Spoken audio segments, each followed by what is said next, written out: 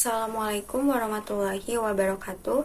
Perkenalkan, nama saya Nurmalia Rahmadita dengan NIM 270-25037, kelas 6A Perbankan Syariah, Fakultas Agama Islam, Universitas Muhammadiyah Profesor Dr. Hamka.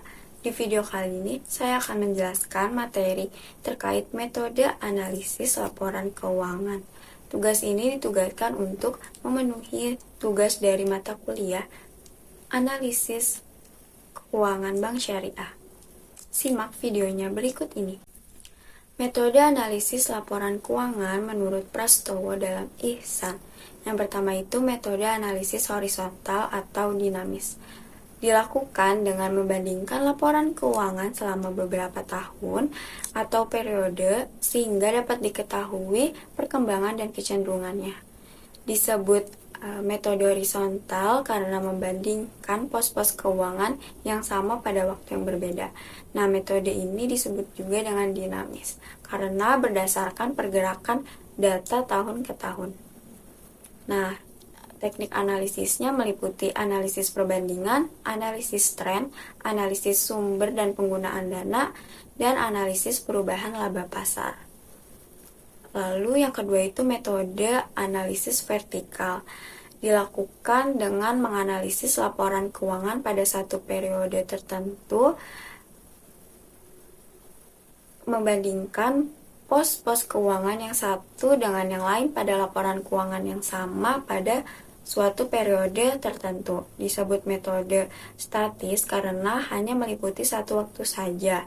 Teknik analisisnya yaitu analisis persentase per komponen, lalu analisis rasio, dan analisis break even.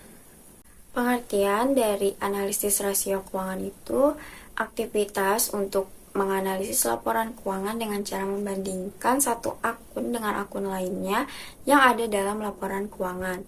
Nah, perbandingan tersebut bisa dilakukan antar akun dalam laporan posisi keuangan neraca maupun dengan laporan laba rugi. Kemudian, tujuan dari analisis rasio keuangan yaitu untuk membantu perusahaan dan stakeholders lainnya dalam mengidentifikasi kekuatan dan kelemahan kondisi keuangan perusahaan, lalu menilai kinerja keuangan perusahaan dalam menggunakan semua sumber daya yang dimiliki untuk mencapai target yang ditetapkan. Nah, bentuk-bentuk rasio keuangan itu berdasarkan sumbernya. Yang pertama itu rasio-rasio neraca, yang kedua itu rasio-rasio laba rugi, dan yang ketiga itu rasio antar laporan baik dari neraca dan laporan laba rugi. Nah, berdasarkan akunnya yaitu rasio likuiditas, rasio solvabilitas, rasio aktivitas, rasio profitabilitas, dan rasio pasar. Di sini saya akan menjelaskan tentang rasio likuiditas. Rasio likuiditas merupakan rasio yang digunakan untuk mengukur kemampuan perusahaan untuk memenuhi kewajiban jangka pendek. Nah, kewajiban jangka pendek yaitu kewajiban perusahaan yang jatuh tempo dalam waktu 1 tahun atau kurang. Nah, rasionya ini yang pertama itu current ratio dengan metode perhitungan aktiva lancar dibagi hutang lancar, kemudian cash ratio dengan metode perhitungan yaitu kas plus efek dibagi hutang lancar. Yang ketiga itu quick ratio dengan metode perhitungannya yaitu aktiva lancar dikurang persediaan dibagi hutang lancar. Dan yang keempat itu working capital to total asset ratio dengan metode perhitungannya itu aktiva lancar dikurang hutang lancar dibagi jumlah aktiva. Selanjutnya yaitu rasio leverage atau solvabilitas. Rasio ini merupakan yang digunakan untuk mengukur kemampuan perusahaan untuk memenuhi semua kewajiban baik jangka pendek dan jangka panjang. Untuk mengukur efektivitas keberhasilan perusahaan dengan menggunakan semua sumber daya yang dimiliki seperti piutang, modal, dan aktiva.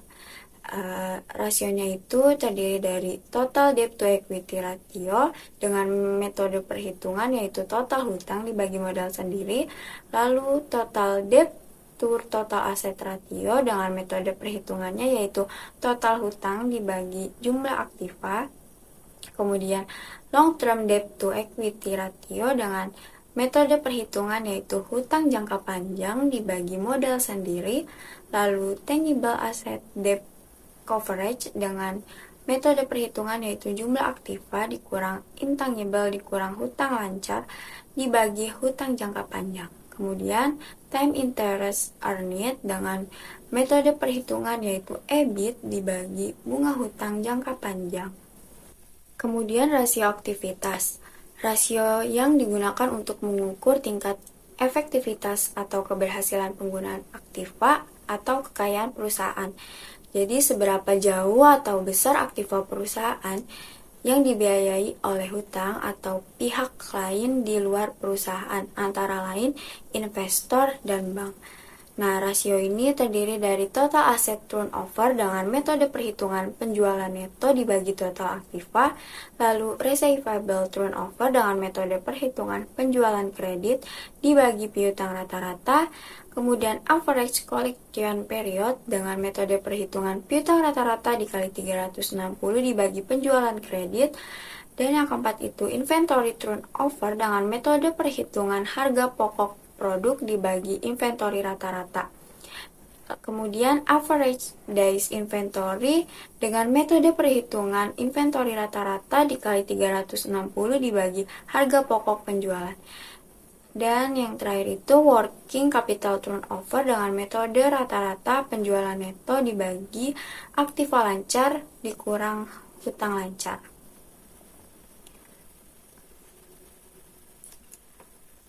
Lalu rasio profitabilitas atau rentabilitas. Rasio ini yang suka digunakan untuk mengukur tingkat imbalan atau perolehan dibandingkan dengan penjualan atau aktiva. Mengukur besaran kemampuan perusahaan untuk memperoleh laba dalam hubungan dengan penjualan, aktiva, dan modal sendiri. Rasionya yaitu terdiri dari gross profit margin dengan metode perhitungan gross profit dibagi penjualan neto, lalu net profit margin dengan metode perhitungan earning after tax atau EAT dibagi penjualan neto, lalu operating income ratio dengan metode perhitungan net operating income dibagi penjualan neto, lalu operating ratio yaitu HPP ditambah biaya operasi dibagi penjualan neto, kemudian rate of return on total asset dengan metode perhitungan yaitu earning before interest and tax atau EBIT dibagi jumlah total aktiva. Lalu rate of return on investment atau ROI dengan metode perhitungan earning after tax atau EAT dibagi jumlah total aktiva. Dan rate of return for owners atau return on equity atau ROE dengan metode perhitungan earning after tax dibagi jumlah modal sendiri.